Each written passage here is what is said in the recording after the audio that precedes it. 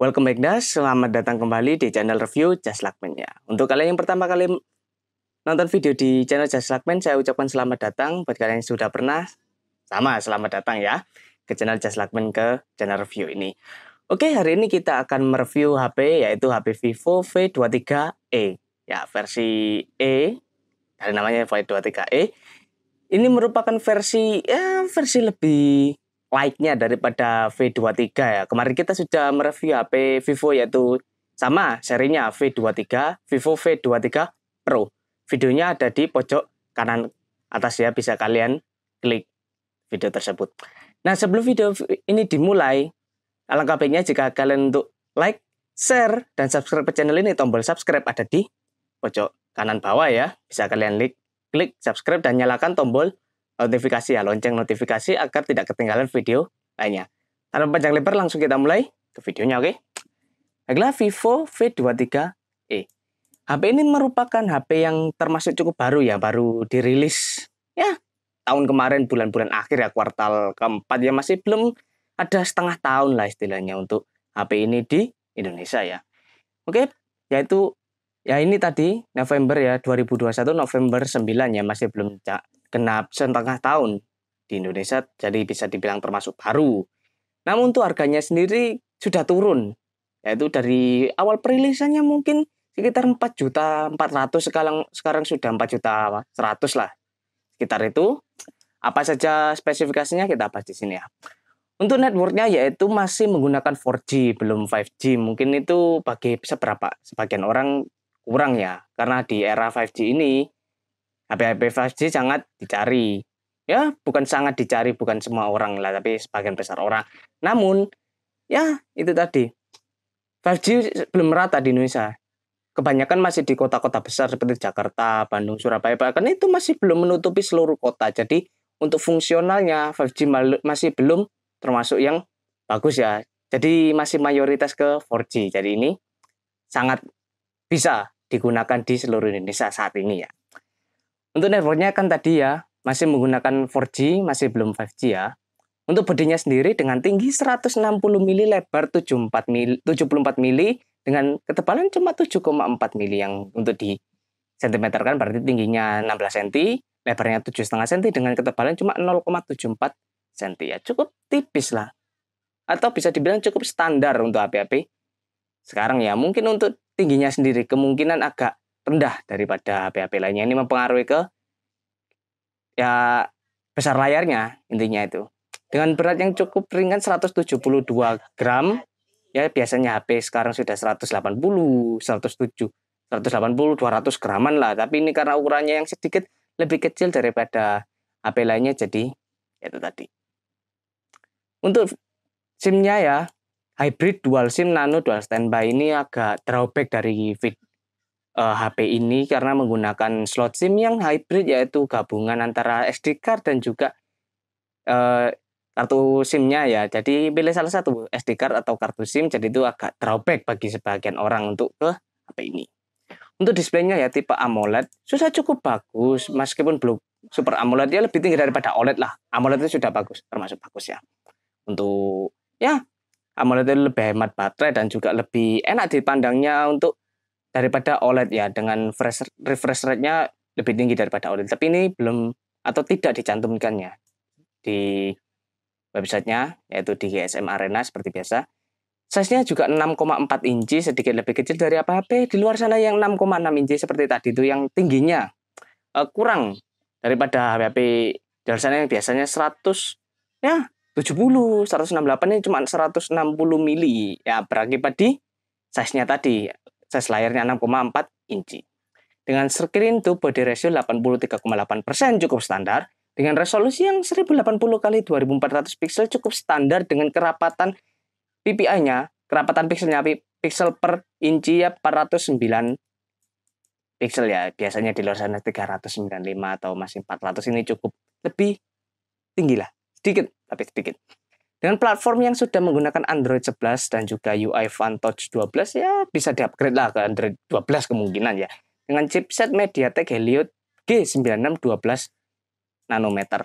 Untuk chipsetnya sendiri, bisa kita bandingkan Helio 3 G96 itu seperti Snapdragon 732G ya. Dengan skor bisa kalian lihat di Google saat ini dengan skor yang Helio G96 lebih mengungguli sedikit daripada Snapdragon 732G dalam hal performa, lalu clock speed, seperti itu ya. Untuk juga kehematan baterainya mungkin kurang lebih sama ya daripada Snapdragon 732G. Namun yang menjadi drawback sedikit yaitu nanometernya ini yang 12 nanometer. Yang mungkin lebih unggul Snapdragon 732G untuk nanometernya ya. Itu berakibat di performa dari chipset itu sendiri, lalu di kehematan baterai seperti itu. Tapi untuk overall Helio G96 lebih mengungguli daripada Snapdragon 732G.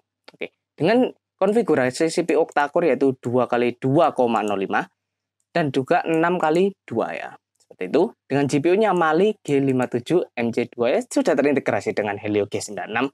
Tidak bisa otak-atik, tapi bisa kita lihat performanya ya itu tadi sedikit lebih tinggi daripada 732G ya. Bisa kalian lihat di Google video di YouTube ya, seperti itu comparisonnya. Seperti itu. Dengan memori yang masih support di micro SD di era di mana HP itu sudah tidak support micro SD ya. Jadi untuk upgrade ya internalnya sudah cukup bagus lah, bisa menggunakan micro SD juga ya. Itu keuntungan, kelebihan bagi sebagian orang juga. Dengan memori internal yaitu variannya cuma satu ya, 8128. Internalnya mungkin untuk harga 4 juta ya 8128 itu sudah worth it ya. Karena banyak di lapisannya juga internalnya varian juga 8128 dengan harga 4 jutaan. Dan itu harga yang cukup standar juga. Dengan kamera utamanya triple kamera 64 wide, 8 megapiksel ultra wide dan juga 2 megapiksel makro. Dengan fiturnya dual LED, tone flash, HDR panorama cukup standar, video outputnya 4K 30 fps, 1080 30 fps dengan gyro EIS.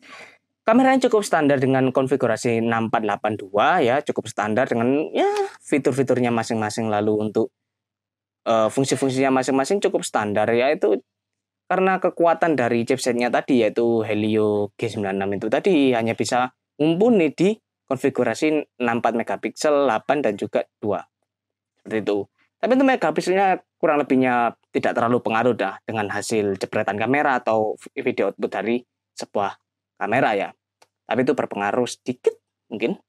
Dengan selfie kamera cukup besar 50 megapiksel buat kalian yang suka ya selfie-selfie seperti itu atau bikin video vlog, ini sangat mumpuni ya. Dengan juga autofocus dengan fitur wide ya. Fungsinya wide, fiturnya juga HDR, video outputnya 4K 30 fps, 1080 30 fps.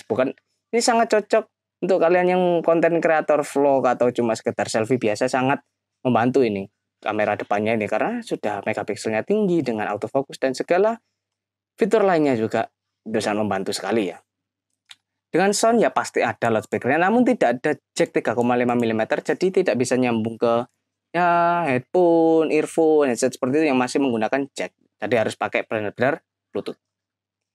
Wi-Fi pasti ada ya, dengan Bluetooth 5.2 yaitu ya kompensasi dari jack yang tidak ada tadi, jadi semua fungsinya ke Bluetooth yaitu 5.2 ya, dengan jarak yang jauh lebih jauh dan koneksi yang lebih baik daripada Bluetooth sebelumnya pastinya. NFC tidak ada ya, NFC Fan Voice. Radio juga tidak ada, USB-nya Type-C, USB on the go. Lalu fiturnya ada fingerprint pasti, Android display optical di bawah layarnya, akselerometer, gyro, proximity compass standar dengan tipe baterai LiPo 4050 non removable. Fast charging 44 watt, 69 menit dalam 30 menit ya. Jadi ya hampir 1 jaman lah untuk 0 sampai 100. Meskipun fast chargingnya 44 watt cukup tinggi ya, fast chargingnya biasanya juga 30 watt lah HP di luar sana. Oke, kita masuk ke summary dari HP Vivo V23e ini. Dengan harga 4 juta kita bisa dapatkan HP dengan performa yang cukup tinggi ya, terutama untuk kelas mid range dengan ya chipset tadi Helio G96 itu yang performanya cukup tinggi lah sebanding dengan Snapdragon 732G yang G itu seperti definisinya gaming. Jadi ini untuk HP gaming sudah cukup mumpuni ya. Namun ada sedikit drawback dari HP ini meskipun harganya segitu, karena yang pertama yaitu layarnya yang cukup sempit ya, cukup kecil daripada HP-HP di luar sana. Lalu dengan micro SD tadi, micro SD-nya tadi berbagi tempat dengan SIM hybrid. Jadi itu agak drawback sedikit terhadap HP ini. Lalu dengan baterai yang cukup sedikit, cuma 4050 mAh ya. Sangat sedikit dibandingkan HP zaman sekarang lah, tahun 2020, 2021, 2022 yang sekiranya 4500, 5000 bahkan ada yang lebih 5000. Itu 4050 sedikit kecil untuk HP tahun-tahun sekarang ya. Tapi overall HP ini cukup ya bisa digunakan juga dengan performa yang cukup bagus ya. Oke, sekian video review dari Just Lakukan untuk Vivo V23 ini. Bila ada salah kata mohon maaf. Jangan lupa kalian untuk like, share, dan subscribe video ini. Tombol subscribe ada di pojok kanan bawah. Jika ada kalian pertanyaan ya, ada pertanyaan, jangan malu untuk komen di bawah. Sebisa mungkin saya akan jawab ya. Dan secepat mungkin, sebisa mungkin ya. Oke, sampai jumpa di video selanjutnya. Bye-bye.